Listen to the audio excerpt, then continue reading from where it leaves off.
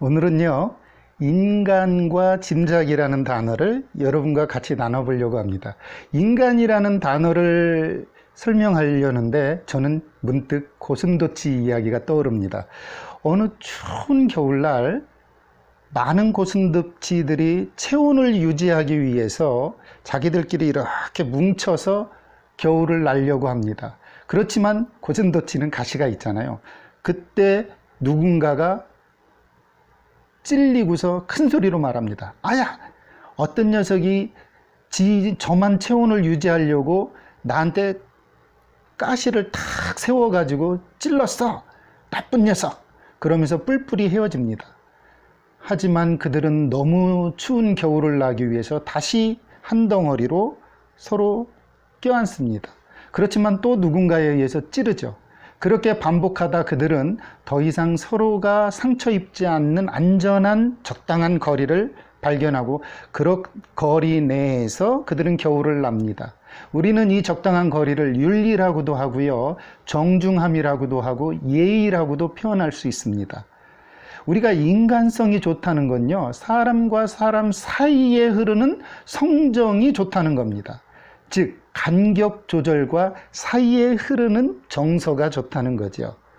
오늘 왠지 이 고슴도치가 인간과 많이 닮았다고 생각을 합니다. 사람은요, 혼자서는 외로워 둘이 됩니다. 하지만 둘이 되다 보면 금방 또 다툼이 일어나죠. 그러면서 더 이상 다투지 않을 거리를 유지합니다. 이 거리를 요즘은 뭐 썸이라고도 하고요, 밀당이라고도 하고요, 또 부부 사이에는 누가 기가 세다 하면서 서로 힘겨루기 하는 그런 형태, 여당과 야당의 어떤 싸움, 이런 거로도 드러나잖아요. 여러분도 짐작하셨겠지만요, 인간은 적당한 거리를 유지할 때 오히려 더 아름다운 법입니다. 오늘 그래서 인간과 짐작이라는 단어 여러분과 같이 한번 알아볼까 하네요.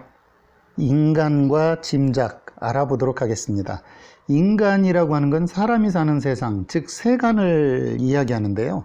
이 사람인자를 보면 이렇게 옆에서 이렇게 허리를 약간 굽히고 서 있는 모양이 점점 변해서 이렇게 됐습니다. 또 다른 말은 서로 기대어서 살아야 된다라는 말을 하는 사람도 있죠. 즉 비스듬히가 비스듬히에 기댄 그런 형태를 이야기합니다. 사이간자는요, 원래 이렇게 문틈으로 보이는 달빛이었습니다. 옛날에 불이 없었을 때는 문틈으로 어둠 속에서 환한 달이 비치면 얼마나 밝았겠습니까? 그리고 그 빛이 이렇게 들어오는 사이 틈으로 엿볼 수도 있겠죠. 그래서 이게 이렇게 달월이 날일로 변한 겁니다. 지금은 이 달월하면 한가할 한자와 같이 쓰이지만 옛날에는 그래서 달월은 음이 두 개입니다. 한가한, 사이간. 고월우는 원래 이렇게 된 거죠. 여러분도 짐작하겠지만 두 쪽 문 사이로 달을 보는 것은 좀 한가한 일이기도 했잖아요. 그래 나중에는 이게 엿보다 이간하다라는 뜻도 있습니다. 합쳐서 인간이라는 단어가 됐는데요. 인간성이란 결국 사람과 사람 사이의 성정이 좋은 거예요. 여러분, 그래서 누군가와 누군가의 사이가 좋다는 말은 그래서 나온 거거든요. 재미로 알아보는 말 짐작하다도 좀 알아보겠습니다. 이 헤아릴 짐자와 술잔 작자인데요.